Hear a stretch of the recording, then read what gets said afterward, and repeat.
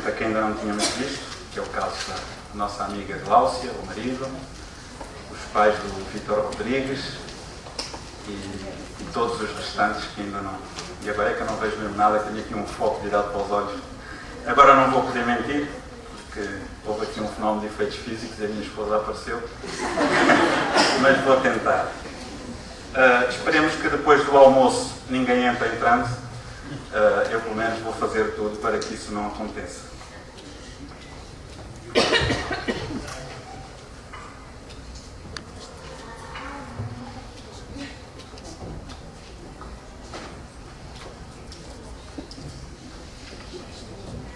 O som está ligado?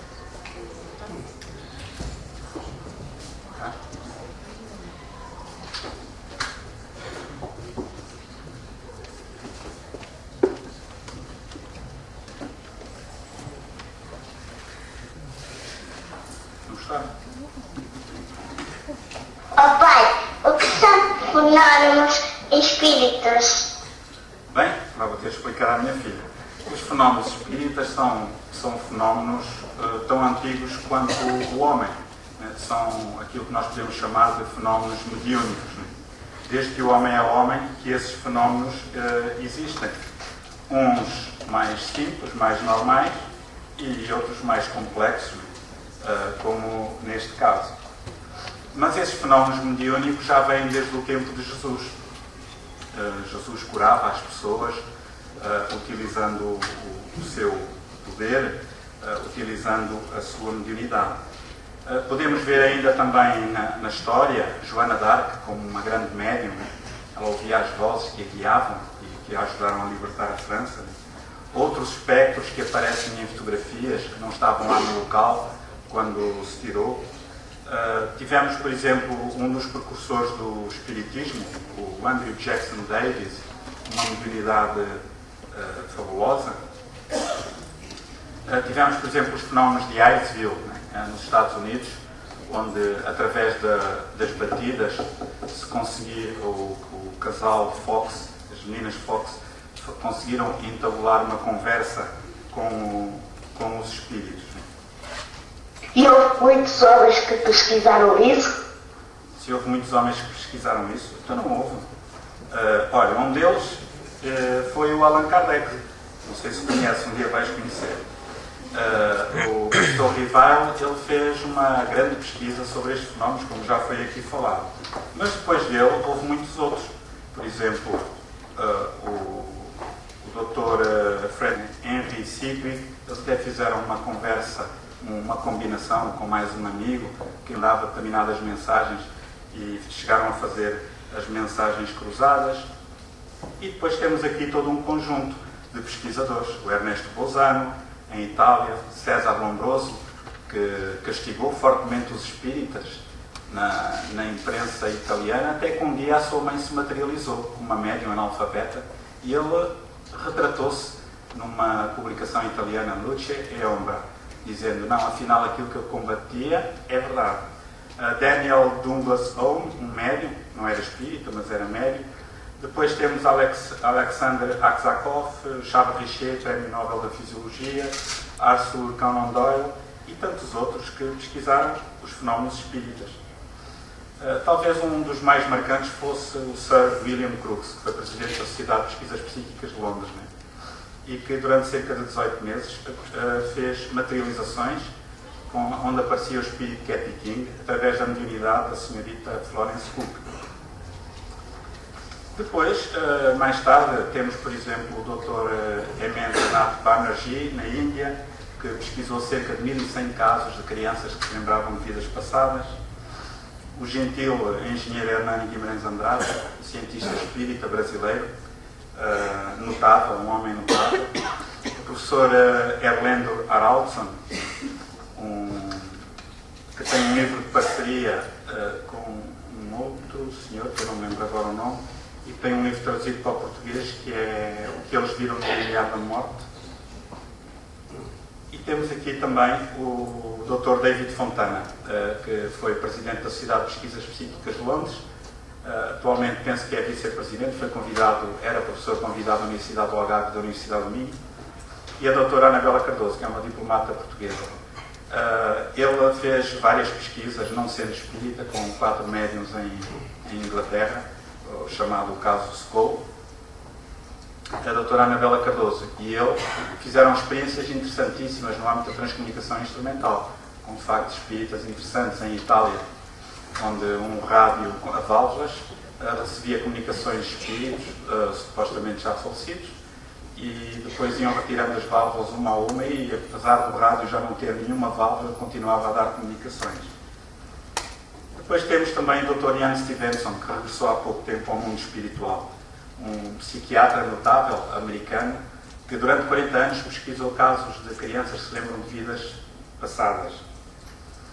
Um físico russo, o Dr. Konstantin Korotkov, tivemos o privilégio de o conhecer em Portugal, e para espanto meu, disse que já tinha lido as obras de Allan Kardec e que aquilo que Allan Kardec dizia era verdade, porque ele tinha constatado cientificamente isso com xamãs russos na Sibéria, utilizando o GDV, o Gas Discharge Visualization, e outros equipamentos que ele tem. Mais modernamente, e está na berra, o Dr. Brian Weiss, um psiquiatra que não chega aos calcanhares da doutora Glaucia Lima, mas pronto, é mais mediático, não é? E esta é a resposta que eu tinha para dar ao Francisco. E em Portugal? Em Portugal, em termos de pesquisa, isto está um bocadinho mais complicado, não é? Vamos ter de nos organizar porque parece que as coisas não estão tão bem como se diz. Existe pesquisa? Se existe pesquisa, existem para aí uns curiosos, não é? Um tal Jorge Gomes, uma tal Eugénia, uma tal Noémia, um tal Lucas e outros, não é? Por aí, mas temos de facto de ver isso melhor. Existe pesquisa científica?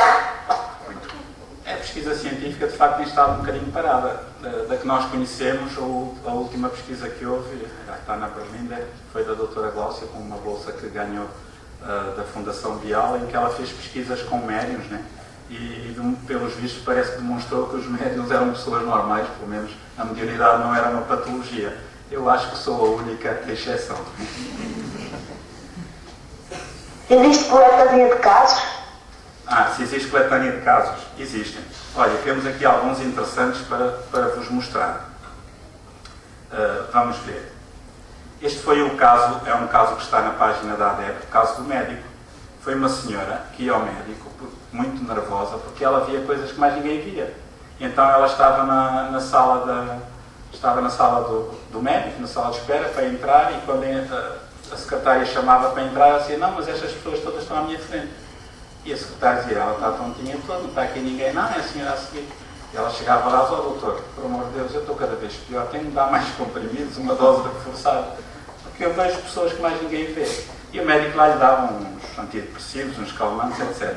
Até que ela viu um espírito, retratou-o ao pormenor, o médico começou a empalidecer à medida que ela ia retratando, até que ele disse: olha, você acaba de me descrever na perfeição o meu pai que faleceu há 6 meses. Não toma os comprimidos, vá-se embora, não sei o que é que se passa, mas você maluca não está.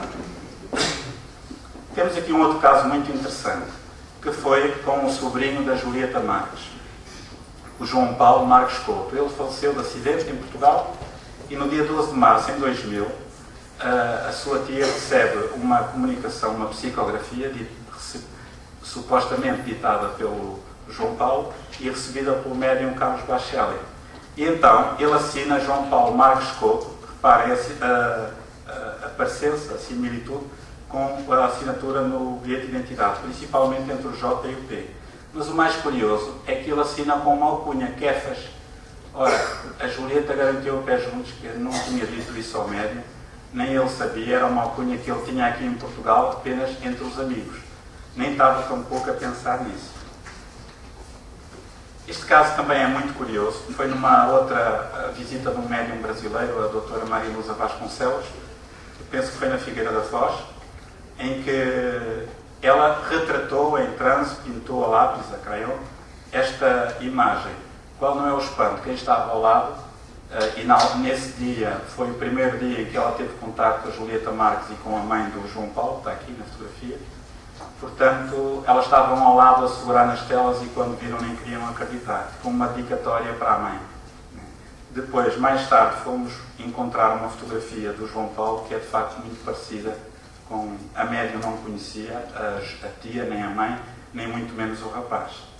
Vemos aqui, mãezinha, Maria Lisete, meu pai e manos, amo a todos. Sejam felizes, João Paulo. Reparem na similitude do J do P e do J e do P do BI. Outra coisa curiosa foi que o João Paulo, nos seus cadernos, isto depois a mãe teve a gentileza de me emprestar, que ela guardou, fazia bonequinhos em tudo quanto era sítio. Isto é uma psicografia recebida por uma médium que frequentava a Associação Espírita de Lagos e que depois deixou de frequentar porque morava muito longe, e no meio de uma psicografia que recebeu, supostamente do João Paulo falecido, aparece este bonequinho. Ninguém sabia destes pormenores. E a mãe depois perguntou-lhe, então, mas porquê é que você desenhou isto aqui? Olha, não sei, apeteceu. Só mais tarde é que ela disse, de facto o meu filho tinha a mãe a fazer bonequinhos em tudo quanto era sítio. Eu suponho que teria sido uma maneira dele se querer identificar. Depois pesquisámos um outro caso, que é o caso Pedras. Está aqui muita gente que lá esteve.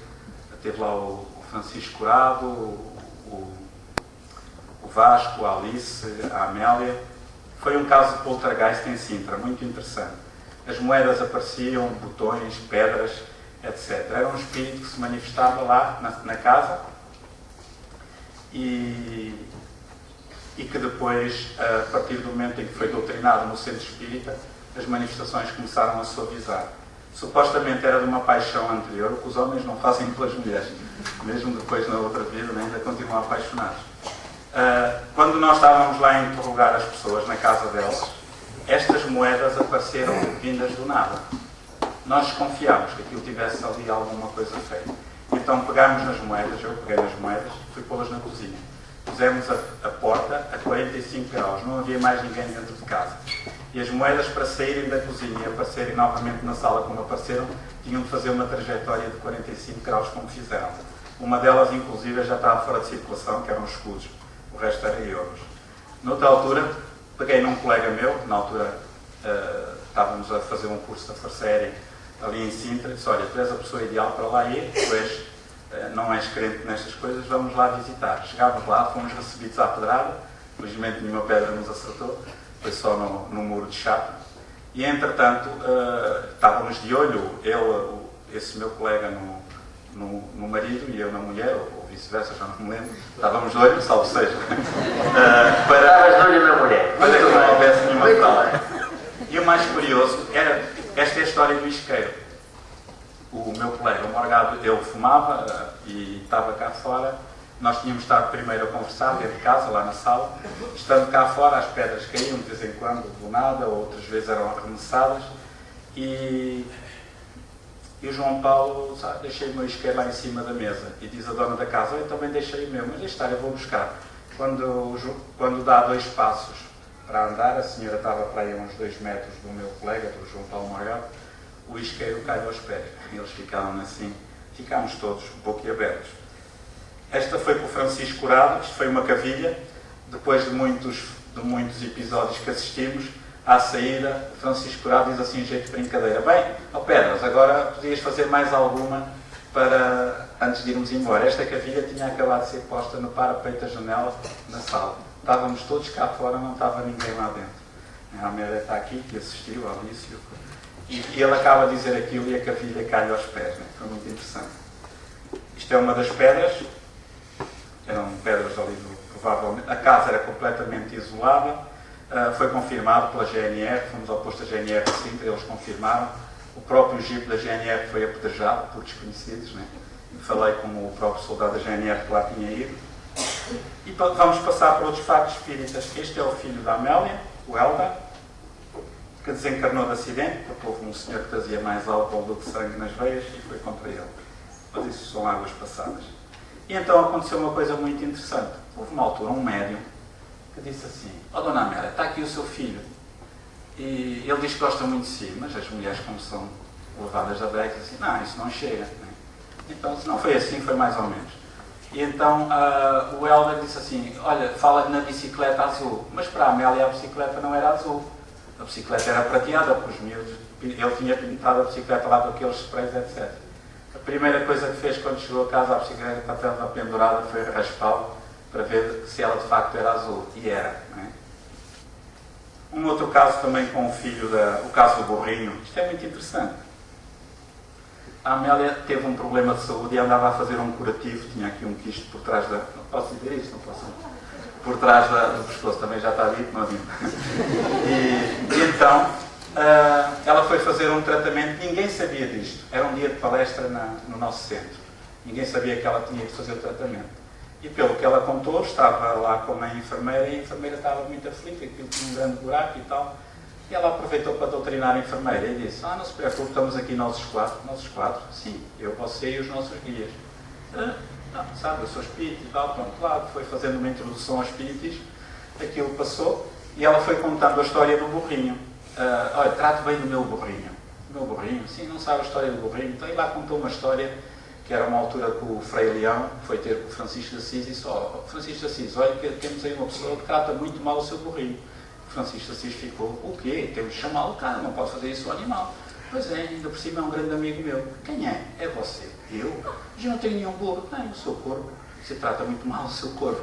Então a Amélia estava a contar esta história, pronto, entretanto veio-se embora para a palestra, ninguém sabia nada disto. Curiosamente, era a palestra da Amélia. E ela estava, foi nas perguntas e respostas, já não me recordo, e estava lá um indivíduo qualquer ao lado dela, e que a meio das perguntas e respostas recebeu um texto que diz assim: vê lá se cuidas bem do teu burrinho, Helga. Ela não estava a pensar nisso, não poderia ter sido telepatia, até que estava entretida a dar respostas às pessoas, porque ela mente como ninguém e consegue convencer bem as pessoas. Né? E foi muito interessante. Depois temos um outro caso, que o Vítor Rodrigues conhece, que foi de um amigo nosso, um senhor que era psicólogo, que desencarnou com um cancro, e eu conhecia-o muito bem. Não, com a esposa tinha alguma confiança, mas muito pouca. A senhora era psicóloga, é bióloga, mas não tínhamos assim muito à vontade. E ele, de vez em quando, frequentava o centro, ia lá, visitava-nos, era uma pessoa muito afável, tanto um como o outro. E um dia, ao conduzir, e já disse que foi comigo, agora não adianta, um dia, ao conduzir, ali à beira dos Correios, comecei a sentir um envolvimento muito bom, de uma entidade espetacular, um envolvimento mesmo bom. Uma senhora que se mostrou psiquicamente e queria dar uma mensagem à esposa. Portanto, ele faleceu, salvo erro, em outubro, deve ter sido, novembro.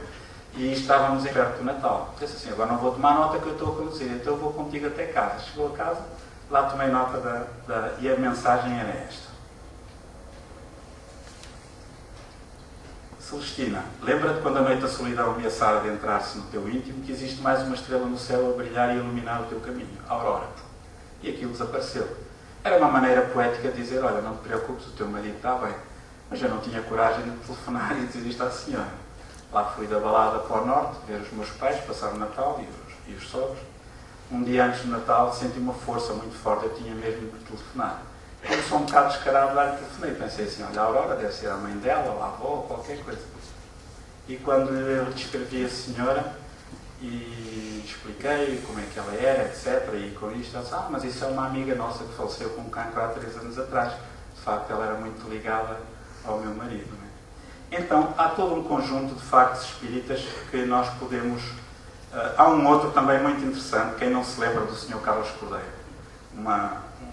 Um espírita na verdadeira acessão da palavra, um homem bom, e manifestou-se espontaneamente numa reunião mediúnica, dizendo: olá fulano, diga ao meu irmão que vai correr tudo bem. E assinou Carlos Cordeiro. E no fim, quem é que vai levar isto ao irmão? O irmão não frequenta o centro, ninguém convive com o irmão, etc. Claro, sobrou para quem? Estão mesmo a imaginar, não é? Para o Lucas. Só que eu meti o papelinho no bolso, fiquei encarregue de entregar ao irmão, mas nunca mais me lembrei. Passados uns 15 dias, não, prometido é devido, fui lá.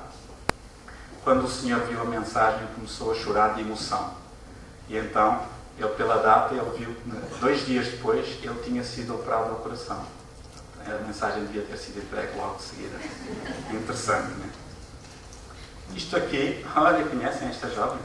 A Amélia. Isto eram umas reuniões que nós fazíamos para tentar intercambiar com o mundo espiritual. Isto é um gravadorzinho como este, aliás é este mesmo, um gravador digital que depois de ser utilizado é formatado e não há hipótese de haver gravações por cima.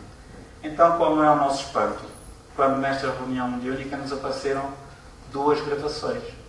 Uma de uma voz muito rápida, depois mandámos para um amigo do Hernani Guimarães Andrade, o professor Carlos Luz, no Brasil, que é especialista em transcomunicação instrumental, e ele lembrou-se de passar a gravação ao contrário. E ao passar a gravação ao contrário aparece outra frase diferente. Vamos ouvir. Vou pedir ao técnico se pode pôr o som um bocadinho mais alto do computador.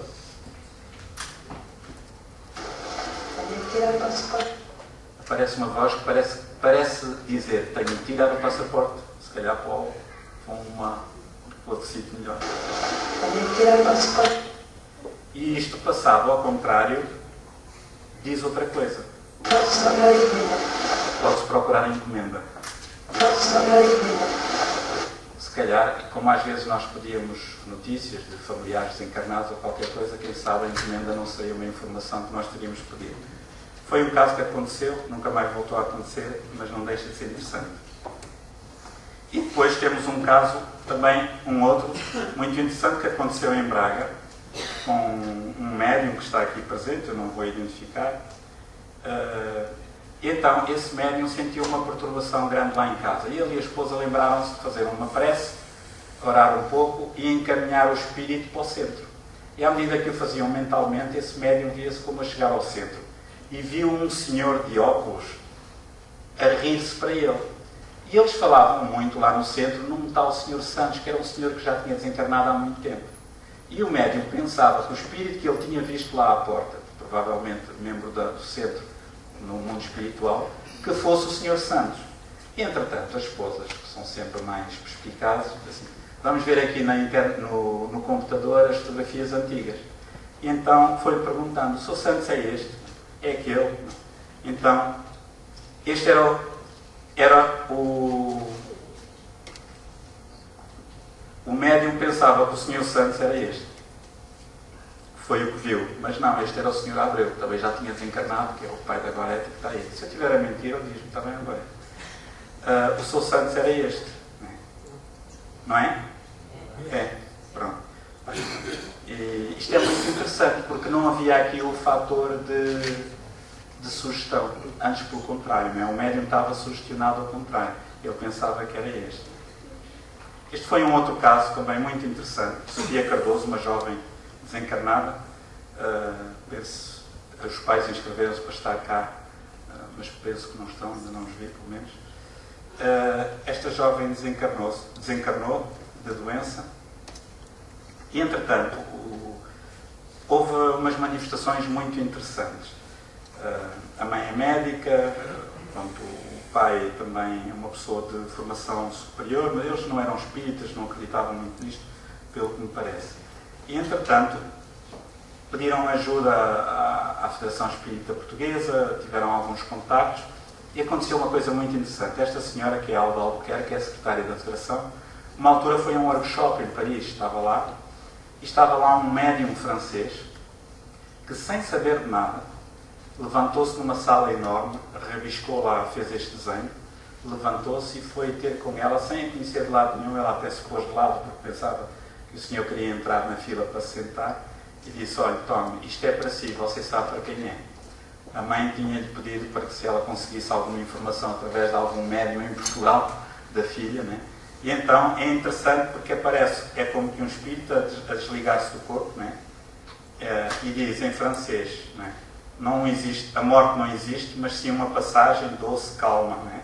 Um reconhecimento. Né? É muito interessante este caso. Depois, reparem, numa altura ela vai ao Brasil visitar a Mansão do Caminho, em que o Divaldo Franco,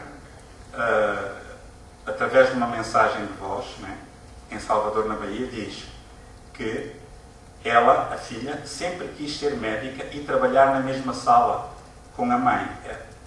Pois diga, portanto, isto era a mensagem do Espírito, diga que isso já acontece, isto é, a filha tem estado na mesma sala com a mãe, porque a mãe é médica oftalmologista.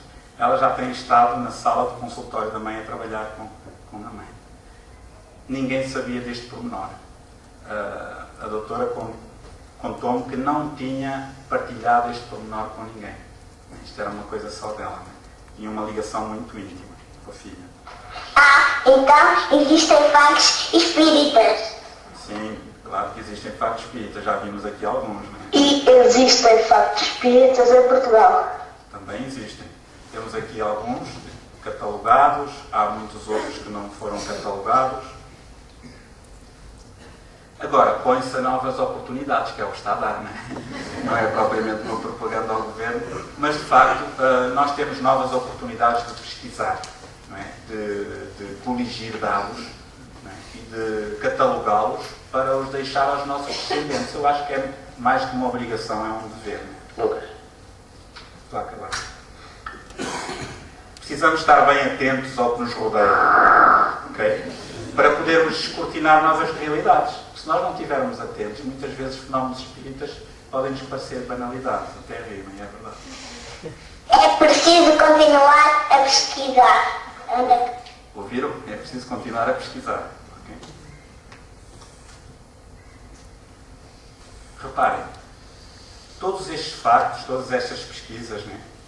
Os factos espíritas, como as experiências fora do corpo, as experiências de quase morte, as visões no leito de morte, os casos sugestivos de reencarnação, a transcomunicação instrumental e a transcomunicação mediúnica através de médiuns, né? Todos eles apontam-nos num sentido, que é o sentido da imortalidade da alma. E como se dizia hoje de manhã, os factos de per si não valem nada, se não trouxerem subjacente uma filosofia e uma nova ética e uma nova moral, ou pelo menos o reviver da moral que Jesus já trouxe, né? E quando nós tivermos esta consciência da imortalidade, da reencarnação, toda a nossa vida vai mudar, e a vida social também. Como dizia o Dr. Ian Stevenson, quando os homens descobrirem a realidade da reencarnação, haverá uma revolução superior à revolução industrial no planeta Terra. E os espíritos apontam para aí. É preciso continuar a divulgar. É preciso continuar a divulgar, não se esqueçam disso. Tá? Vou ter uma passagem para Vou ter uma passagem para outra margem. Vou ter uma passagem.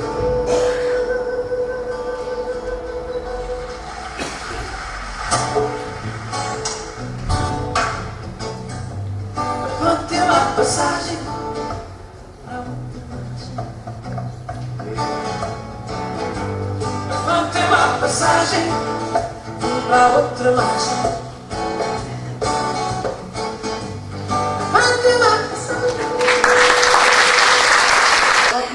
Transpersonal Association, da ALUBRAD, Associação Luso-Brasileira de Transpessoal. Ensinou Psicologia Educacional na Faculdade de Psicologia e Ciências da Educação da Universidade de Lisboa durante 14 anos, tendo posteriormente lecionado Pedagogia na Escola Superior de Enfermagem de Évora e Psicologia do Desenvolvimento na Faculdade de Ciências Humanas e Sociais da Universidade do Algarve. Autor de 8 livros, incluindo 4 manuais de desenvolvimento pessoal e autoajuda, e de diversos artigos em livros e revistas em português e em inglês. Efetua regularmente oficinas e conferências sobre temas pertinentes à psicologia da consciência, tendo sido também bolseiro da Fundação Bial com um projeto de investigação em parapsicologia intitulado A Voz do Médium. Obrigado. Eu peço desculpa, eu devia ter pedido para rever esta apresentação. Isto já foi o tempo da comunicação quase todo. Propósito, quanto tempo é que eu tenho?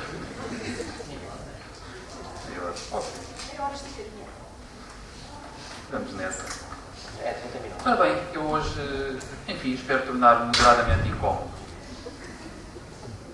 Vamos avançando um bocadinho, então, com o tema. Há aqui algumas precisões filosóficas e conceptuais a que eu gostaria de tentar chegar daqui a pouco. Aprendi esta questão de, afinal, sabemos ou não se há vida para além da morte. Que continua a ser uma questão difícil, quanto a mim, ainda assim, em termos puramente científicos. E quando dizemos científicos, por sua vez, Queremos discutir um bocado de que ciência é que estamos a falar. Aqui há várias maneiras de pensar da ciência. Mas, enfim, claro que, em princípio, toda a gente poderá ter maneira de descobrir se há ou não vida além da morte, como se costuma dizer. Mas, enfim, como sabem, a parapsicologia clássica, cuja história, enfim, podemos pensar que remonta a algures ao final do século XIX e início do século XX, sempre teve como pano de fundo esta questão de haver ou não vida além da morte. Os grandes médiuns e muitos grandes nomes que o José Lucas acabou de falar entraram nessa tentativa, digamos. E há realmente algumas evidências que foram surgindo, algumas históricas, algumas mais recentes, que são, como se diz, sugestivas. O problema seguinte é até que ponto são sugestivas da vida de além da morte e até que ponto são sugestivas da eternidade, por sua vez. Pode não ser a mesma coisa. Agora, uma coisa que eu gosto de pensar é que condições é que são necessárias para podermos afirmar alguma coisa. Uma delas é, ok, se há vida para além da morte, então temos que admitir, para essa vida além da morte ser útil, que não é apenas vida, é vida consciente. Por sua vez, vamos admitir que seja vida consciente, uma estrutura qualquer, que além de consciência tenha mente, raciocínio e memória. Ou seja, estamos a falar de seres humanos. Por sua vez, temos que pensar então que a memória, para haver vida útil além da morte, tem que estar preservada de alguma maneira. Preservada ou transferida. E temos que admitir que o cérebro físico não é a única coisa, não é a única parte da história a contar. Apesar de haver evidências que parecem mostrar que, afetando o cérebro físico dos seres humanos, conseguimos afetar a memória. Mas, por sua vez, também há evidências que parecem sugerir que, mesmo quando afetamos a memória ao afetar o cérebro físico, ela pode ser, por sua vez, recuperável mais tarde. Eu próprio já tenho tido evidências disso na prática clínica e muitas pessoas as têm encontrado. O cérebro não só parece ser muito mais plástico do que se pensava antigamente, e há dados muito recentes nas neurociências que mostram isso, como também parece possível recuperarmos memórias, mesmo da vida atual, que pareceriam condenadas ao desaparecimento apesar de lesões cerebrais, a partir de lesões cerebrais muito graves. Mas, enfim, há aqui coisas que eu não vou gastar muito tempo com elas. São mais ou menos conhecidas. Por exemplo, o célebre episódio clássico das correspondências cruzadas, em que o principal protagonista terá sido Frederick Myers, em que realmente havia médiuns independentes a receberem mensagens atribuíveis ao Myers, principalmente, também a outros. Mensagens essas que só faziam sentido quando se fazia convergir a informação de vários médiuns, sendo que os médiuns tinham operado a grande distância independentemente, numa época em que não havia telemóveis propriamente. Portanto, isto foi, enfim, é uma das continuações das evidências clássicas interessantes. Difícil de explicar sem recorrermos, no mínimo, a uma fenomenologia paranormal extremamente intensa. No entanto, é verdade que por aquele tempo o célebre William James, por exemplo, se mostrava desapontado com o grau em que se podia mostrar que havia mesmo vida além da morte. Porque havia explicações alternativas que ainda hoje continuam a dar a pensar. Por exemplo, pode-se dizer que um médium, numa determinada altura, não está a pensar num determinado conteúdo e, portanto, não deve haver telepatia. Pode não ser bem assim, porque se não pensarmos em pensamento, mas em informação, a informação pode estar presente na nossa mente, obviamente, mesmo sem estarmos a pensar nela. Logo, teoricamente, é possível o médium colher da nossa mente a informação, mesmo sem estarmos a pensar nela, e usar essa informação de algum modo, eventualmente dramatizá-la, teatralizá-la. De onde, em algumas situações, desde que a informação esteja presente na minha mente, então podemos sempre admitir que ela não, quando é veiculada pelo médium, pode não vir do além, mas apenas da minha mente, através do médium. Isto é uma das questões que são levantadas normalmente pelos, de certo modo, aqueles que estão meio caminho entre crentes e céticos nestas áreas, investigadores em parapsicologia que tentam encontrar evidências sólidas. Mas retomaremos isto um pouco adiante, de maneira um bocadinho diferente. Já uma coisa especialmente interessante é este caso particular, que muita gente, se não todos aqui conhecem bem, o caso da comprovação grafoscópica. O nosso amigo José Lucas acabou de mostrar um caso desta linha, em que realmente um médium manifesta ao escrever uma escrita atribuída a alguém que faleceu anos antes, e a escrita aparece com uma caligrafia, com uma assinatura que é exatamente igual à da pessoa falecida em documentos que existem. Ora, fazer falsificações destas de maneira inteiramente convincente, mesmo para peritos policiais, é coisa que os próprios peritos policiais consideram inviável. Ou seja, e sobretudo inviável nas condições em que o médium teria de falsificar isto. Porquê? Porque um bom falsificador normalmente demora horas a falsificar mesmo a assinatura e tem aparelhagens de apoio para fazer isso. Um médium a psicografar uma mensagem em toda a velocidade não tem condições dessas. E mesmo assim, quando há falsificação, geralmente os peritos policiais conseguem descobri-la.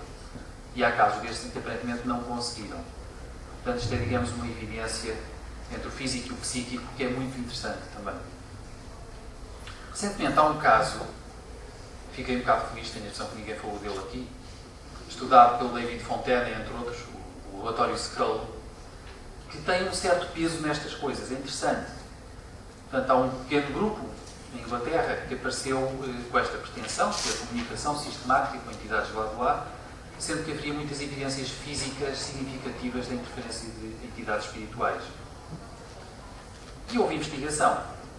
E entre os investigadores temos o nosso David Fontana, Arthur Hellison, Montague Keane, grandes veteranos desta investigação e da tentativa de lidar com presumíveis fraudes ou tentativas de fraude. Local típico, um sótão, em casa dos Foy, um casal que, de facto, apareceu com este tipo de evidências. Pouca mobília, um lugar com uma porta e uma escada fáceis de monitorizar para saber se haveria lá algum truque ali. Como sabem, nos clássicos disto é suspeitarmos de alçapões, qualquer meio de haver cúmplices a interferirem. Não era o caso, isso tudo foi, obviamente, historiado pelos investigadores. Não foi feita filmagem com infravermelhos, o que é uma fraqueza, ou com intensificadores de imagem. Mas no restante, houve um prestidigitador convidado a criticar isto e até estar presente e que testemunhou que não sabia como conseguir reproduzir aquele tipo de fenómenos nas condições observadas. E mesmo com condições absolutamente propícias, ele teria enorme dificuldade em conseguir reproduzir algo parecido. Tipo de fenómenos. Pontos luminosos a deslocarem-se a toda a velocidade pelo sótão, entrando aparentemente no corpo dos investigadores, atravessando mesas, parando nas palmas das mãos, traçando círculos no ar com uma velocidade inviável para humanos, e sobretudo velocidade e precisão. Entravam em cristais e iluminavam-nos, pareciam atravessar os cristais, entrar e sair deles. No entanto, quando lhes pediam para fazer determinadas movimentações ou prepararem, obedeciam aos pedidos. Parece que por vezes os investigadores, inclusive, quando a luz parava nas mãos deles, tentavam fechar imediatamente a mão para tentar apanhar qualquer coisa que indicasse fraude e não apanhavam nada. Formas humanoides surgindo, por vezes tocando os investigadores e desaparecendo sem deixar rastro, claro. Uma luz entrar num copo agitando água em condições que tornam inviável qualquer truque de prestidigitação. Uma luz que entra numa bola de ténis torna a sair. O tipo de coisas que mesmo o David Copperfield, em princípio, não sabe lá muito bem reproduzir. Inclusivamente, uma coisa que outrora fez parte de um caso clássico também. Não só vozes diretas, que pareciam localizar-se em lugares afastados onde estavam os membros do grupo, e os médiuns que estavam a ser cuidadosamente monitorizados, mas também mãos que apareciam, e pareciam também esfumar-se no ar, tocando os investigadores. Surgiram vozes em gravadores, houve aportes, nomeadamente um caso muito interessante, novamente a tal evidência física mais difícil de questionar. Surgiu uma cópia do Daily Mail de 1 de abril de 44, mencionando o julgamento de uma médium. O que tem piada é que investigaram a cópia que surgiu. E a cópia que surgiu não era uma fotocópia de um documento antigo. Era um documento antigo, que aparentemente se materializou. Tinha tinta da época, mas não tinha páginas amarelecidas. Era um documento de 1944, se comprovou que era efetivamente de 1944, e tinha tinta de 1944, e tinha marcas de impressão por máquina de escrever de 44, mas tinha folhas de vinhas em folha, justamente. E, portanto, não se percebe como é que isto tem viabilidade. Agora, falando muito de passagem de outros assuntos, há aparições, como sabem. O cético típico dirá que não passam de alucinação. A pessoa bebeu vinho a mais, tomou uma coisa que não devia, respirou fundo mais do que 3 vezes, etc, etc. Teve alucinações. No entanto, há casos em que são várias pessoas a terem acesso às tais alucinações, perante si aparições, e é difícil terem todas a mesma alucinação ao mesmo tempo, porque há uma espécie de regra de ouro das alucinações que é serem assunto privado. Cada um de nós, se tiver alucinações, tem as suas próprias. É por isso que falamos em objetividade, aliás. Consideramos geralmente que um objeto existe independentemente de supostas alucinações, quando vários observadores independentes podem vê-lo. Há assombrações, não propriamente poltergeists, portanto, fenómenos que não acompanham determinada pessoa, não a seguem de um lado para o outro, fenómenos físicos, mas que estacionam num determinado local. Claro que tudo isto podia ser discutido. Mas há assombrações que parecem estar estacionadas num certo sítio, onde, no entanto, aparecem aparentemente entidades. Há as célebres visões do leito de morte. E há aparições que não só são aparições eventualmente vistas por vários observadores independentes, mas aparições em que o aparecido informa de alguma coisa que, de facto, tem realidade objetiva. As assombrações, para pormenorizar, costumam durar um tempo e muitas vezes aparecem aportes, efeitos físicos, vozes, deslocações, etc. Não vamos alongar-nos nisto. No entanto, os céticos também mais uma vez dirão, pois é, mas há campos magnéticos e alguns estão lá, sem sabermos que estão lá, devido à presença de linhas elétricas nas proximidades, cabos subterrâneos, máquinas com irradiações especialmente fortes, antenas de telemóvel, seja o que for. Há campos magnéticos que podem ocasionar sensações de presença, alucinações variáveis, impressões de medo, etc. E podem fazer isto a pessoas independentes, que não terão exatamente a mesma alucinação, mas podem ter sensações algo aparentadas se estiverem no mesmo lugar de incidência dos tais campos magnéticos. As visões do leito de morte, também não vou ter tempo para me alongar muito sobre isto, foram investigadas, nomeadamente pelo Haralson, que se falou aqui, e pelo Carlos Auzis. Eu vou sobrevoar isto, não vamos falar disto com detalhe, mas há razões para pensar que não são explicáveis simplesmente como efeito de droga, como efeito de perda de oxigênio ou excesso de oxigênio, como efeito de medo, de caráter psicológico, etc. Porque a investigação feita incidiu justamente nessas hipóteses e não se encontrou razões para pensar que explicações tão simples como essas fossem as verdadeiras. Sendo que, aliás, por sua vez, algumas aparições do leito de morte veiculam de novo informação que a pessoa não deveria poder ter acesso e que se revela verdadeira. Enfim, portanto, isto vamos seguir um pouco adiante, por falta de tempo. Depois há esta ideia dos fantasmas globulares. Não é? Por vezes aparentemente parecem fotografias, às vezes em filmes, uns glóbulos flutuantes um bocado difíceis de explicar. Até há aqui um caso célebre que parece terem aparecido aqui nesta sala. Não é? Caso não tenham reparado, temos ali a doutora Glaucia, por exemplo, e alguns conhecidos aqui deste mesmo sítio.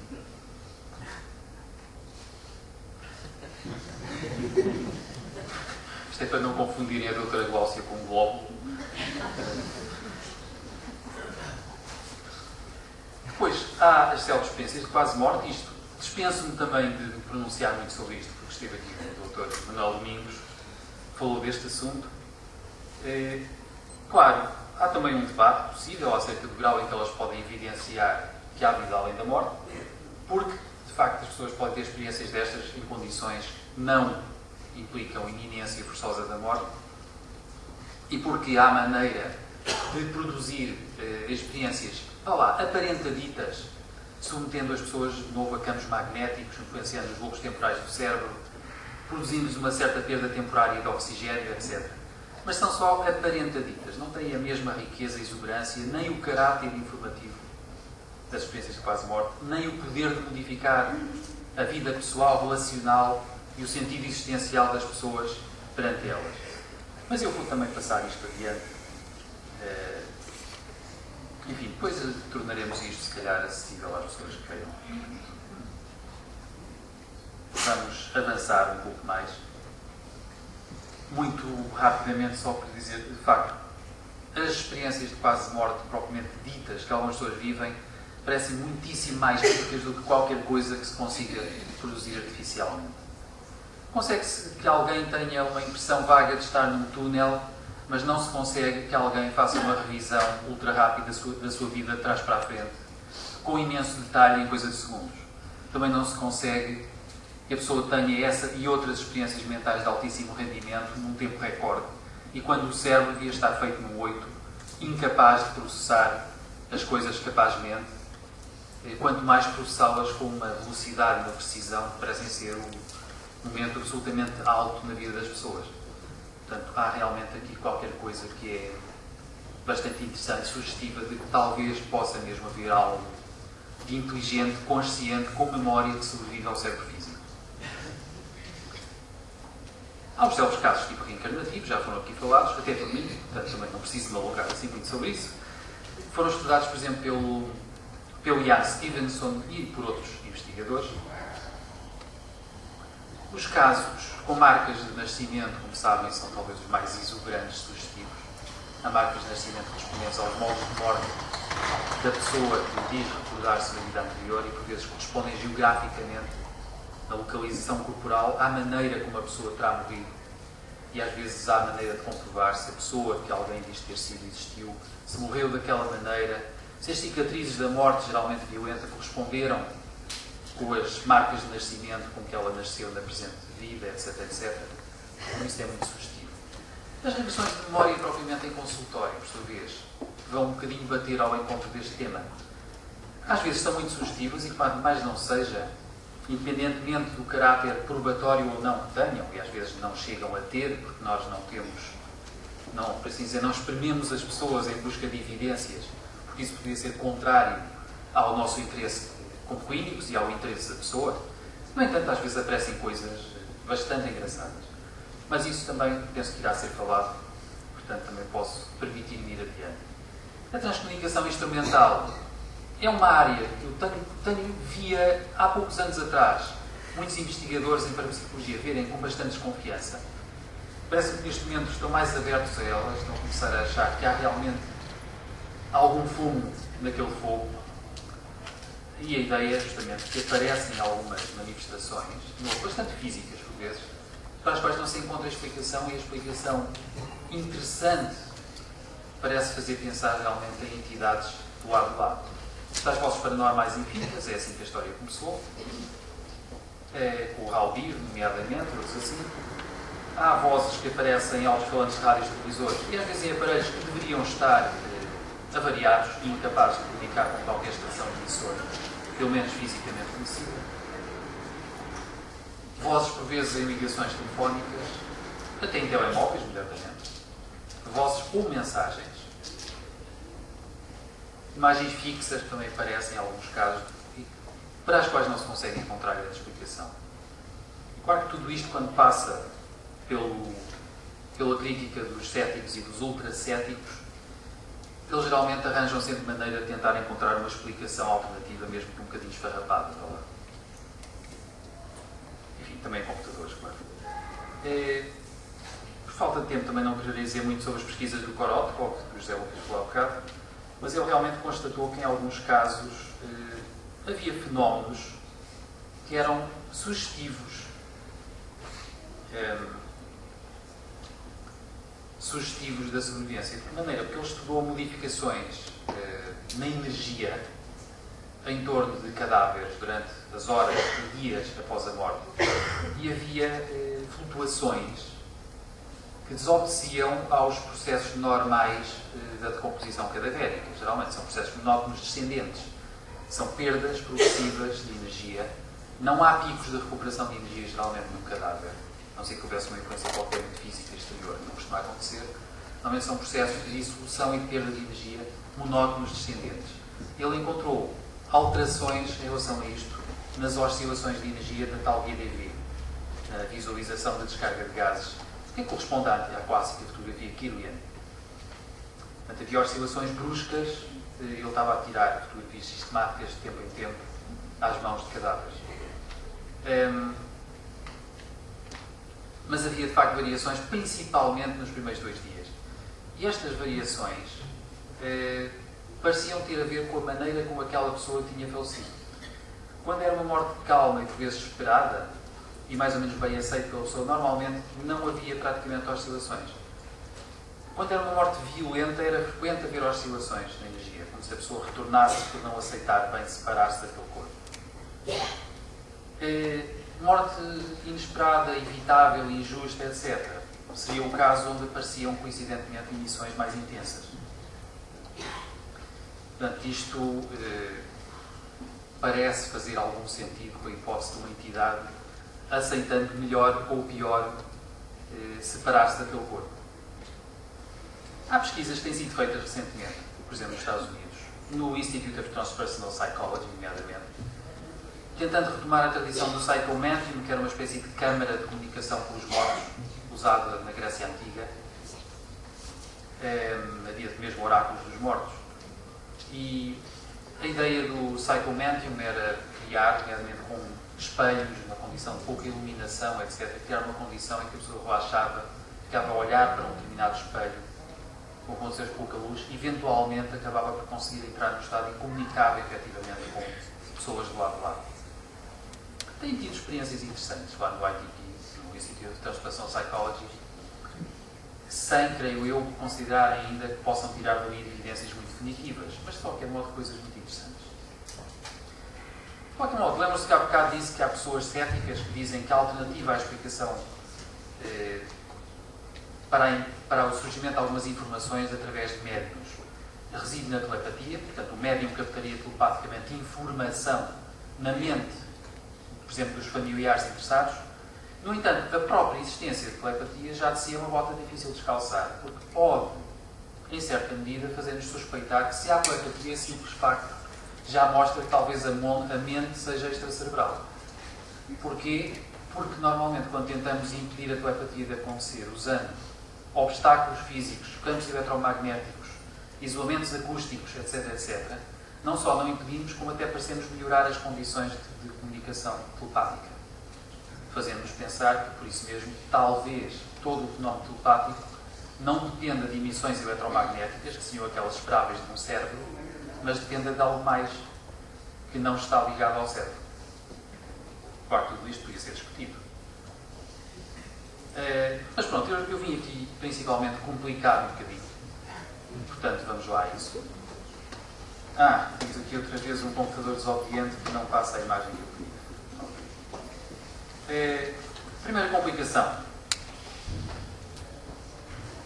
Os russos, que têm jeito para experiências tétricas, ao que parece, lembraram-se de meter cérebros com células vivas de ratazanas mortas em soluções apropriadas e havia psíquicos russos que conseguiam aparentemente influenciar os cérebros. Aqueles cérebros reagiam de maneira fisicamente detectável quando os tais psíquicos tentavam comunicar com eles à distância.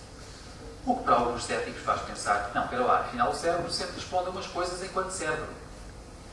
A menos claro que os espíritas ratazanas lá estivessem esvoaçados por ele. O que faria rir os céticos em si, claro.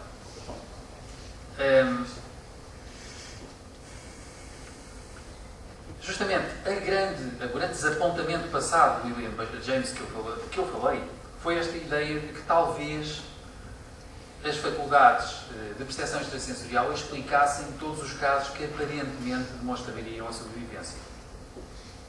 Foi a grande desilusão do William James e de muitos outros investigadores. E, aliás, fez com que muita gente desistisse na investigação em parapsicologia de tentar diretamente comprovar se havia vida além da morte ou não e passassem a ser, de certo modo, menos ambiciosos, tentando investigar as faculdades extrasensoriais em si. Isto ainda se mantém um pouco para uma grande parte dos investigadores, note-se. De certo modo, este desapontamento ainda se prolonga até aos dias de hoje, embora com uma certa retoma recente. Portanto, ali do lado esquerdo devia estar uma fotografia suposta do monstro Loch Ness, mas paciência. O problema é o seguinte: muitas destas situações em que surgem evidências que parecem apontar para a hipótese da sobrevivência são situações que, apesar de tudo, têm uma certa margem de ambiguidade. Muitos céticos dizem que em todas as situações ambíguas nós, muito mais facilmente do que nas outras, projetamos os nossos desejos, os nossos medos, as nossas expectativas e acrescentamos, se quiserem, muitos pontos a cada história. E, portanto, há realmente muito presente em muitas situações este risco de estarmos a querer colocar numa história, num facto, numa situação, mais alguma coisa favorável ao que nós gostamos, ao que nós desejamos, do que o que realmente é epistemologicamente legítimo tirar dali. Agora, também há, entretanto, outras visões sobre estas coisas. Por exemplo, em alguma tradição e em algumas escolas esotéricas clássicas, diz-se que mesmo quando nós conseguimos captar alguma informação do além, é do além que estamos a captá-lo, mas não é das verdadeiras pessoas. Estamos a captar essa informação de veículos astrais em composição, mas que já não são pilotados, digamos, pelo verdadeiro espírito. Também dizem que às vezes os restos de uma pessoa que faleceu, restos, diga-se, por exemplo, em termos de perispírito, podem ser apropriados por entidades que não a própria pessoa, que pode usá-los por sua vez depois para fazer um pouco troça de nós em algumas sessões espíritas. E não é muito fácil sabermos descartar até que ponto isto pode ou não acontecer, mesmo que admitamos que isto é viável. Depois poderá de facto haver, claro, entidades enganadoras. E outra coisa que nos pode acontecer com facilidade é atribuirmos uma comunicação, como a passagem de informação à entidade que nós queremos que seja, podendo ser alguém a mentir. Mas também há outra questão. É que nós falamos, quanto a mim, com demasiada facilidade, a partir de evidências mais ou menos sugestivas, falamos com demasiada facilidade em imortalidade e em eternidade. Há pessoas que modestamente preferem falar em sobrevivência. Sobrevivência implica que não sabemos qual é o prazo. Imortalidade ou eternidade implica um prazo infinito. Ilimitado, portanto. O problema é este. É que mesmo que nós tenhamos evidência científica de que há vida além da morte, essa evidência pode não nos dizer quanto tempo é que a vida além da morte vai durar por sua vez. Isto é um pouco como quando um locutor de televisão diz que uma pessoa ficará eternamente preservada na nossa memória porque tem uma estátua. Como qualquer género de pessoa saberá, se examinar as estátuas com alguma idade que andam por aí, com o passar do tempo as estátuas desfazem-se todas. Com o passar do tempo, todos esses vestígios de memória humana, preservados em monumentos, estátuas, escritas, etc., desaparecem, esboroam-se também por sua vez. Duram bastante tempo, duram mais do que uma vida humana padrão, mas não duram assim tanto. Até se podia dizer que, perante prazos cósmicos, duram milissegundos. Portanto, há aqui saltos qualitativos que são difíceis de dar. Claro que há tradições, como sabem, que dizem que realmente a personalidade humana em si sobrevive mesmo além da morte há algum tempo, mas depois desfaz-se. E depois, mais na profundeza, há uma coisa que chamam alma, que essa sim dizem que dura muito mais tempo. E até há tradições, que dizem, por exemplo, a teosofia clássica, se virem, por exemplo, a antroposofia, ou se virem uma escola arcana, ou se virem as tradições ligadas aos Vedas da Índia, que vão dizer que, por sua vez, ainda há um prazo de duração da alma, que pode ser milhões de anos, mas, por sua vez, até aquilo que chamamos alma pode não durar eternamente. E depois falam de uma centelha divina última, que essa sim durará para todo o sempre. Para ser exato, dizem que será independente do próprio tempo, do espaço-tempo. Daí essa possibilidade de estar nas quintas para quaisquer prazos temporais. Mas quando falamos de símbolos de sobrevivência além da morte, nós estamos a falar disso. Por falar em prazos temporais. Estou a chegar ao meu. Ok, estou quase a acabar. Só para dizer também que a questão seguinte é para já distinguirmos estas coisas e que evidência é que temos acerca delas. Há quem diga que nós podemos ter algumas interessantes evidências, usando a ciência mais ou menos de linha ortodoxa, clássica, que é uma ciência na terceira pessoa, que é objetivante daquilo que pretende investigar. É a tal ciência que coloca uma distância entre o observador e o observado. É dessa que temos estado a falar até agora, em boa medida, mesmo quando tenta investigar a hipótese da sobrevivência. Dizem que essa ciência permite encontrar muita coisa interessante, mas quando o assunto é o encontro possível do ser humano com a eternidade, a única ciência viável é uma ciência na primeira pessoa. Ou seja, é uma ciência subjetiva, é aquela em que nós, tentando ser o mais possível bons epistemólogos, céticos em certa medida, etc., mergulhamos no nosso próprio interior através da meditação, da oração e de outras práticas espirituais e tentamos encontrar a nossa própria realidade profunda. E mesmo aí há coisas muito interessantes desenvolvidas. Há tradições que desenvolveram os seus próprios critérios para a maneira de praticar esse tipo de ciência na primeira pessoa. E o que eles vão dizer, em última análise, é que quando o assunto é a imortalidade ou a eternidade, a única comprovação viável é essa. Não é aquela que recorre à ciência de terceira pessoa. Mas, no entanto, dizem, mas é viável essa comprovação. Um ser humano pode ter a experiência consciente, inequívoca e indubitável para ele, da sua própria imortalidade a prazo ilimitado, a partir de experiências meditativas e outras afins. É um pouco aí que eu quero terminar. Enfim, penso que podemos ficar por aqui.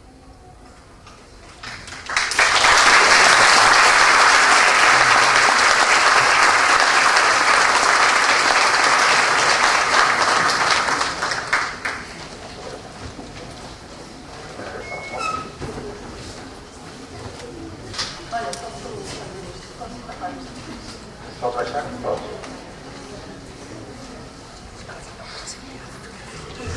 E cabe-me a mim então apresentar a Noémia.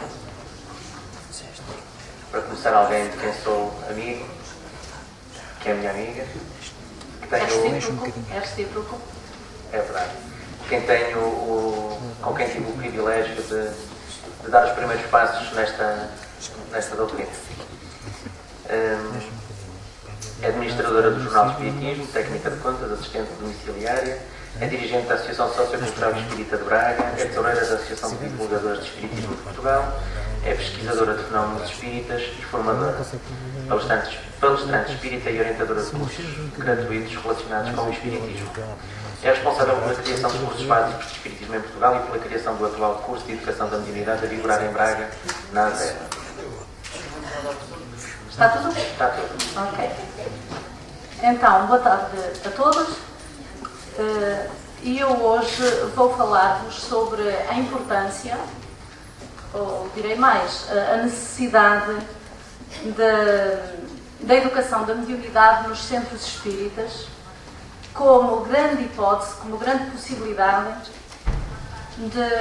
da obtenção de factos espíritas, de fenómenos espíritas, de alguma qualidade, digamos assim. Eu depois explico porquê.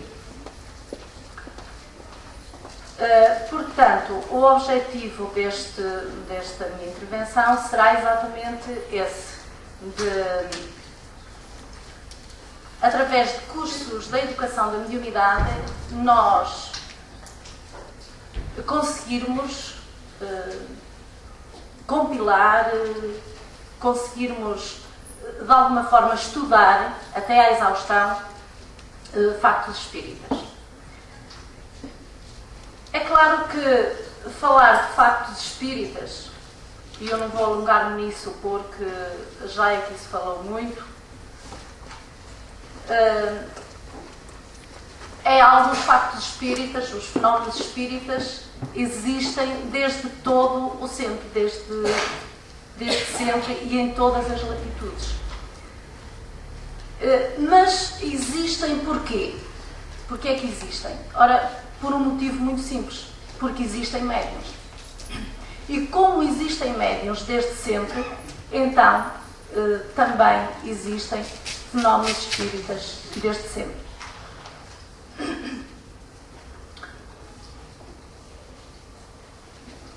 Aqui, de facto, o importante é nós localizarmos, vamos lá, num centro espírita e vermos como é que as coisas acontecem, como é que as coisas decorrem. Porque para quem colabora num centro espírita, e mais para quem esteja mais diretamente ligado a médiuns, à mediunidade, como será o meu caso, os fenómenos espíritas acontecem a todo momento, desde os mais simples, os mais, vamos chamar, os mais pequeninos, até àqueles mais complexos, como foi o caso que hoje foi aqui apresentado à parte da manhã pela Eugénia Rodrigues.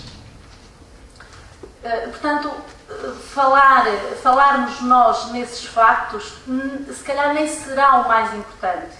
Penso que o mais importante seria nós aqui, e já que estamos numas jornadas em que há aqui com certeza muitas pessoas que são responsáveis por centros espíritas, procurarmos tirar disso algum proveito. Portanto, procurarmos entender, saber como é que conseguimos nos nossos centros espíritas dar importância, dar relevância a isto.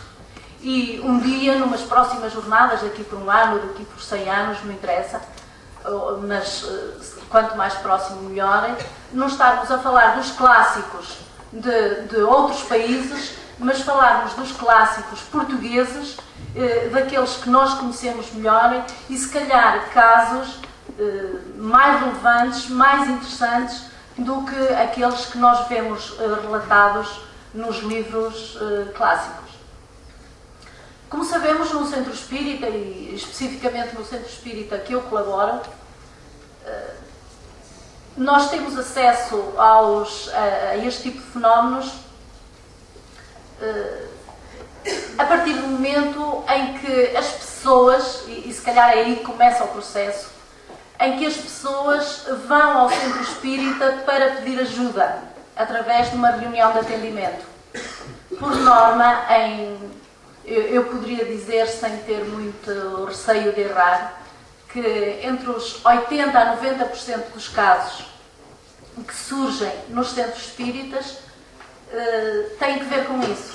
Pessoas que têm uma mediunidade ostensiva, que desconhecem, umas, outras não desconhecendo totalmente, desconhecem em parte ou desconhecem pelo menos o mecanismo das leis que regem a mediunidade. E desconhecendo essa faculdade torna-se de alguma forma inoportuna, de alguma forma provoca desajustes, desequilíbrios, que vão ser inclusive catalogados pela medicina oficial de uma forma, quanto a nós, espíritas, não muito correta. E eu tenho neste momento já na minha mente imensos casos, não é? Que nos passaram e que passam certamente a outras pessoas pelas mãos, de imensos casos de pessoas que vão à Associação Espírita, depois de terem passado por imensas situações de desconforto, nomeadamente através da medicina oficial, não é? De médicos, etc., internamentos, há casos de internamentos, muitos casos, e que não resolvem o seu problema, pelo menos integralmente, e que depois vão ao Centro Espírita e aí sim conseguem começar, vamos lá, a resolver o seu problema.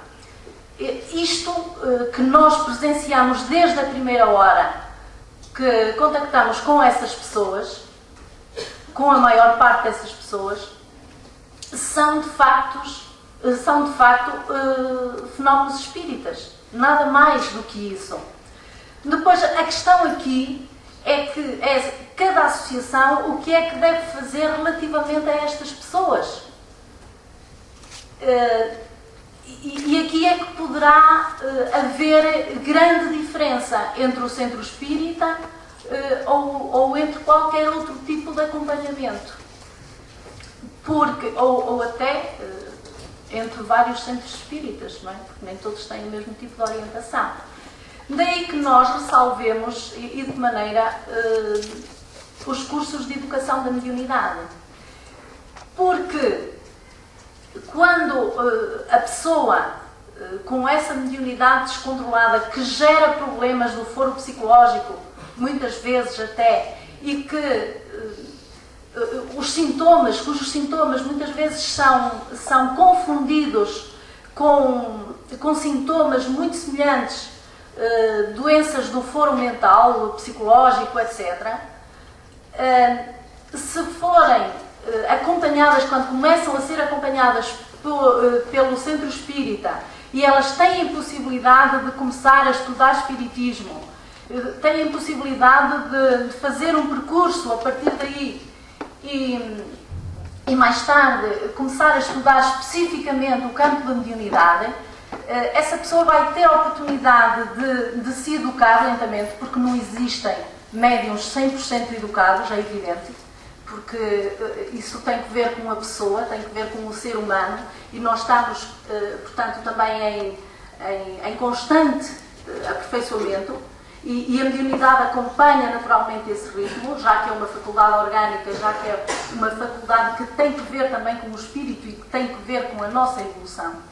Mas, de qualquer modo, a partir do momento em que a pessoa começa a ser acompanhada nesse campo, nesse pormenor, a pessoa começa a sentir-se diferente e começa a sentir que ela consegue controlar esses fenómenos espíritas. Porque é muito engraçado, é muito bonito nós estarmos aqui a relatar factos espíritas, mas há também o outro lado da moeda, das pessoas que, não sabendo lidar com eles, acabam por ter problemas nessa área. E então a grande ajuda que o Centro Espírita, que os responsáveis do Centro Espírita podem dar a essas pessoas é exatamente esse. E então, a partir daí, vamos dizer que os fenómenos começam a ser mais perfeitos, mais elaborados, mais seletivos. Portanto, há também, em relação ao fenómeno espírita, ou ao fenómeno anímico, ou as duas coisas, porque é muito difícil de separar, sabermos onde começa o fenómeno meramente mediúnico e onde termina ou onde começa o fenómeno anímico. Portanto, há ali uma conjugação que só com muito estudo, muita experiência, conseguiremos chegar a conclusões, e muitas vezes não a 100%, porque a fronteira é de facto muito ténue, mas isso também provavelmente nem é o mais importante.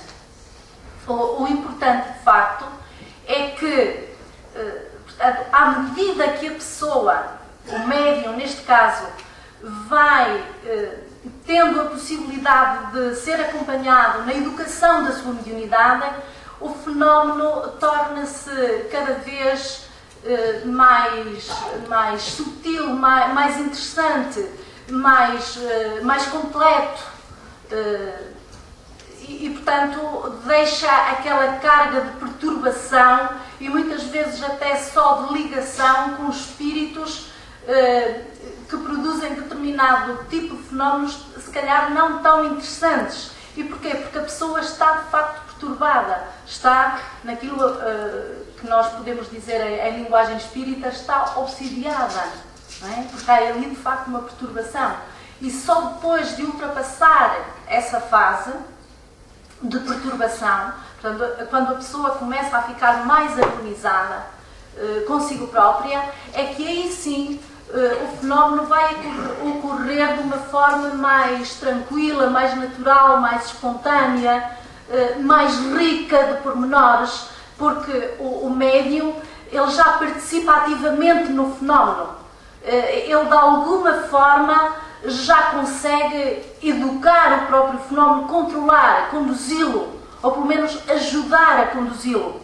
E portanto, se nós queremos de facto obter fenómenos espíritas, perdoem-me a expressão, de qualidade neste sentido, há toda a necessidade de fazer este percurso, por um lado. Por outro, e quanto a mim, mais importante, é o facto de nós estarmos a prestar um serviço de utilidade pública realmente à pessoa que ali vai, à associação, com o seu problema, que muitas vezes nem sequer aceita a mediunidade, que muitas vezes nem tem consciência dos fenómenos que ocorrem através dela, precisamente porque quando nesse processo primário, inicial, o médium de uma forma geral é inconsciente, portanto ele não tem consciência daquilo que se passa à sua volta, até por desconhecimento, portanto não participa de uma forma ativa, ou ativa não direi bem, se calhar dinâmica no processo. E portanto isso acaba por não ter muito interesse sob este ponto de vista, e ainda sob o ponto de vista, portanto, de educação do próprio médium. À medida que, e é interessante, é muito interessante quem acompanha o médium desde o início em cursos, por exemplo, de educação da mediunidade, que de uma forma geral são cursos longos, não é? Porque tem mesmo de ser, porque são cursos teóricos, nos princípios fundamentalmente teóricos, e depois, à medida que o tempo vai avançando, vai assumindo uma componente cada vez mais, uma percentagem cada vez mais prática. Portanto, de uma forma geral, são cursos longos, porque, como já disse aqui, não há médiuns educados a 100%, portanto, é um processo que não tem fim. O médium pode sempre educar-se cada vez mais, e aí é que está a riqueza de todo este processo. Mas é muito interessante e motivador, ao fim e ao cabo, e até consolador, portanto, acompanhar o processo de alguém que chega ao centro espírita completamente desajustado, completamente desequilibrado, e que depois, muitas vezes, passado pouco tempo, e aí não depende tanto do centro espírita ou do orientador, mas mais da outra parte, de alguém que quis agarrar a oportunidade e que, a partir daí, portanto, fez tudo o que estava ao seu alcance, que lhe foi possível, aquilo que lhe é indicado para ultrapassar a situação. E portanto, a partir daí, nota-se, em muitos casos, felizmente, uma evolução incrível de pessoas que chegam completamente...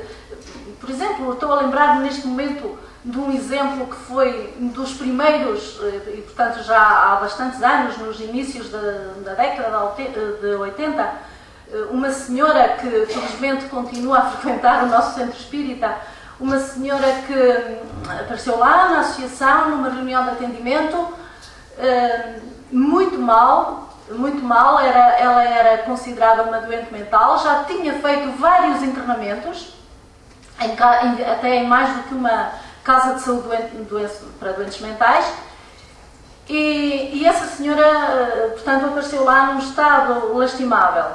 Apercebemos-nos quase de imediato que o problema da senhora não era mental, mas era um problema de obsessão. Mas aquilo, logo nesse primeiro dia que a senhora apareceu lá, parece que estou a vê-la ainda, e já passaram quase 30 anos, essa senhora, ela ficava completamente transfigurada, ficava quase roxa, como quem vai sufocar. Ela era uma senhora, e é uma senhora forte. Ela, sem nós nos apercebermos, de repente cai-nos estatelada no chão. Bem, cenas incríveis, e isto a repetirem-se. Portanto, uma médium completamente obsidiada, completamente descontrolada. A partir daí iniciou-se o processo, e reparem, poderemos considerar aqui um facto espírita capaz de ser analisado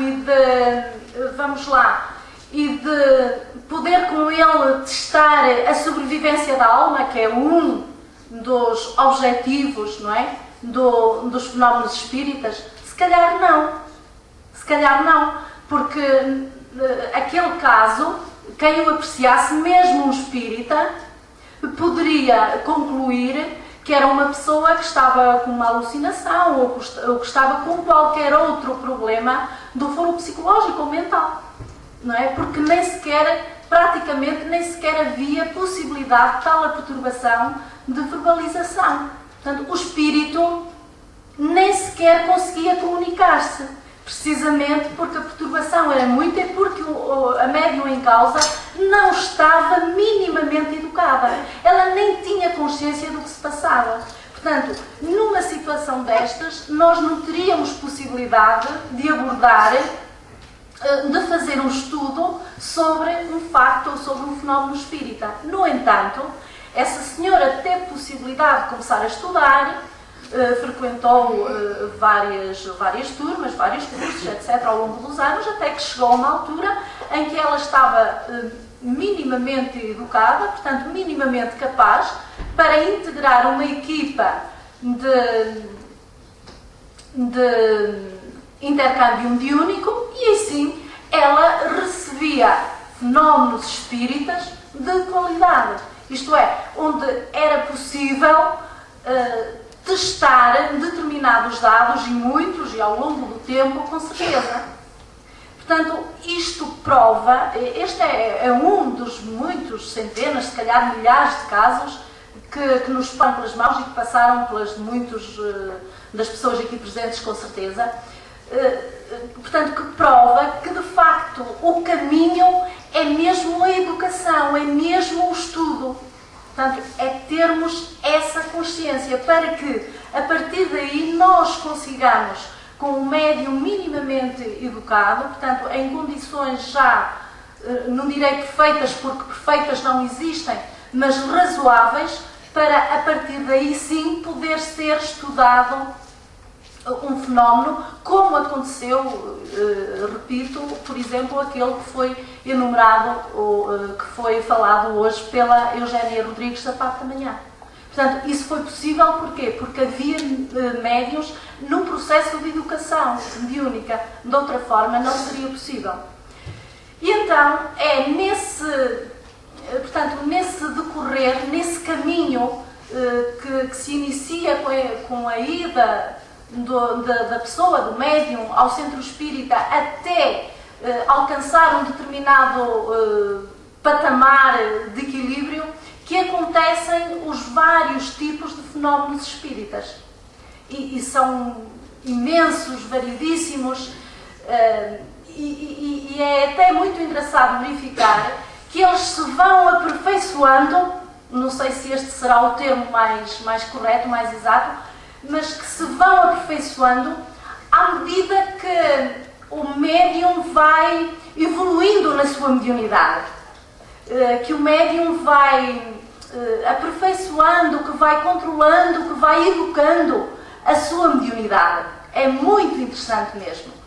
Por exemplo, nesta última turma que tivemos lá, que era de 20 participantes e que eu tive o gosto de coordenar,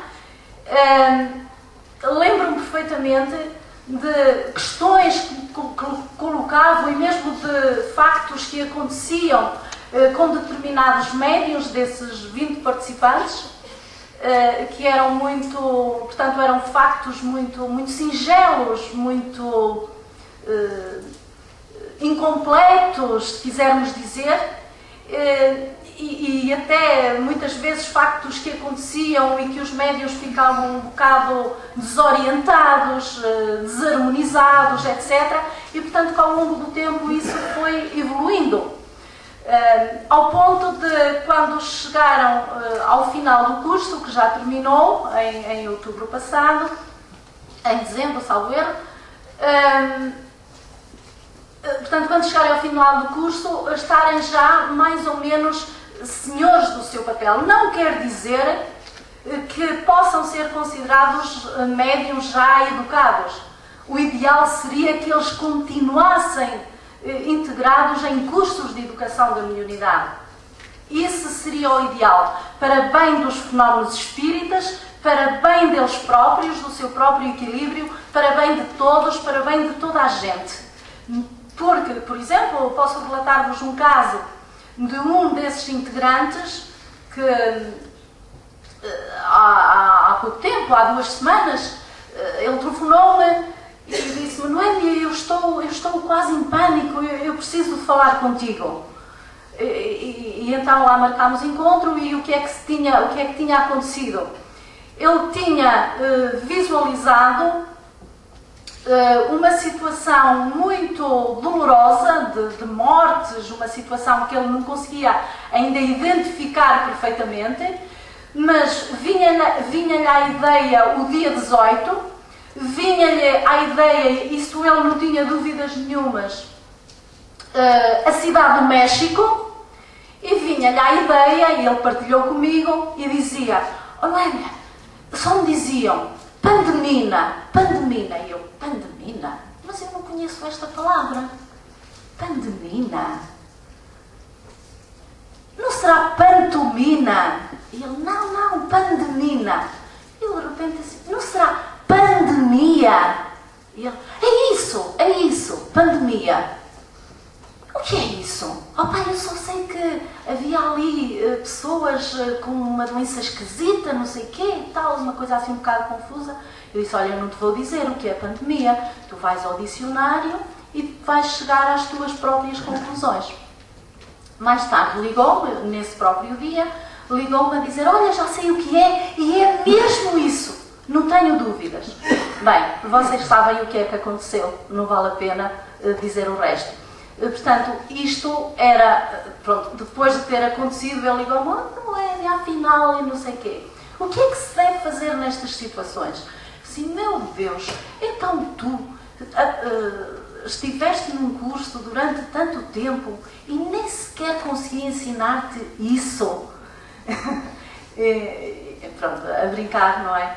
E eu disse-lhe, nestas situações, como noutras, o que nós temos sempre à mão de semear e que sempre resulta é orar. Mais nada. Nós não podemos fazer mais nada. Não podemos alterar a realidade dos factos.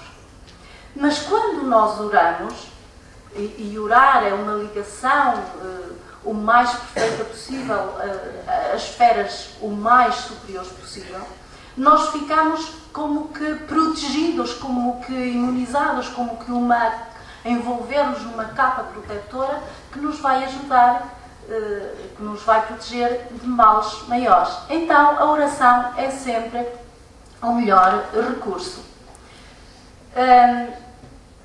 Um outro aluno, eu poderia estar aqui a dizer-vos imensos casos que no momento me vêm à cabeça. Mas só tens 5 minutos.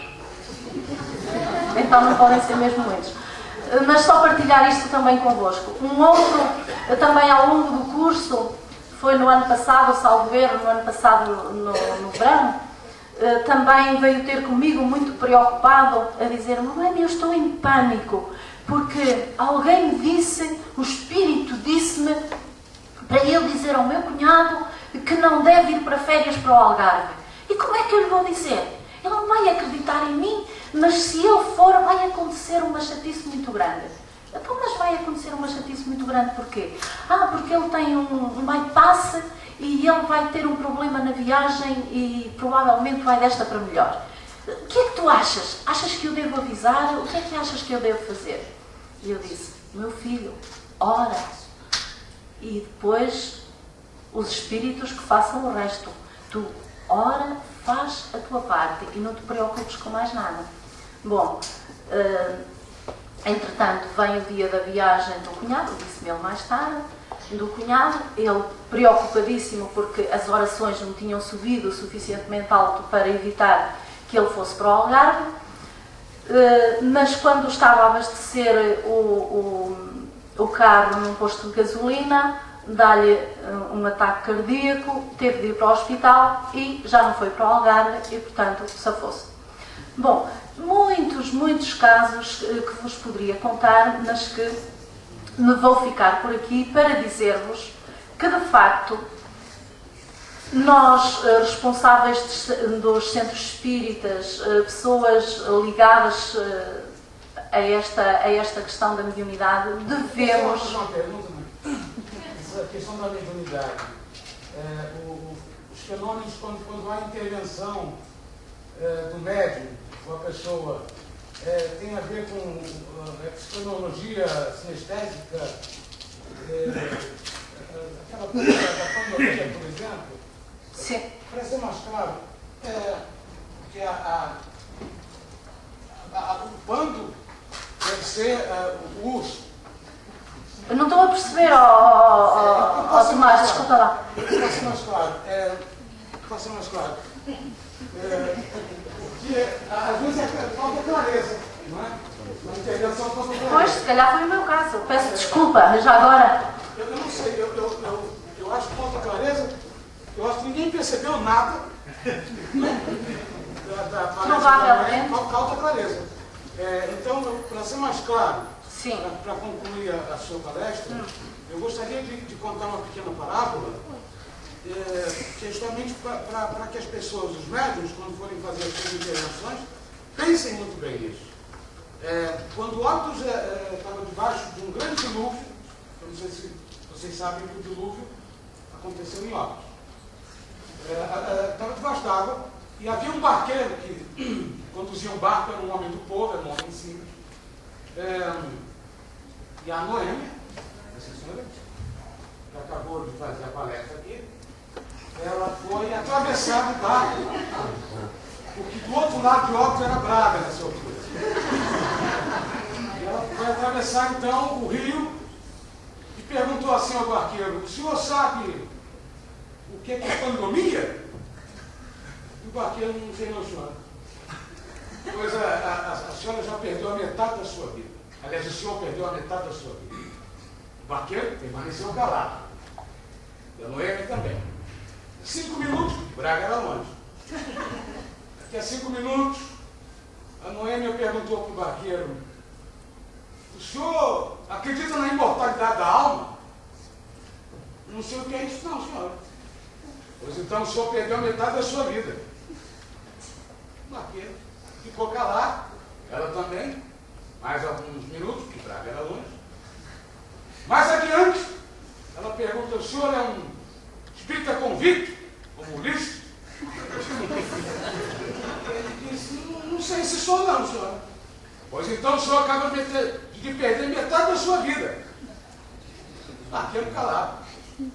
Quando já estava quase a chegar a Braga, lá, no Famalicão, acontece uma grande tempestade, um fenômeno sobrenatural, e o barco vira. E a Noêmia está quase a se afogar, e o barqueiro pergunta para ela: a senhora sabe nadar? E a Noêmia responde: não sei não, senhor. Pois então a senhora acaba de perder a sua vida inteira.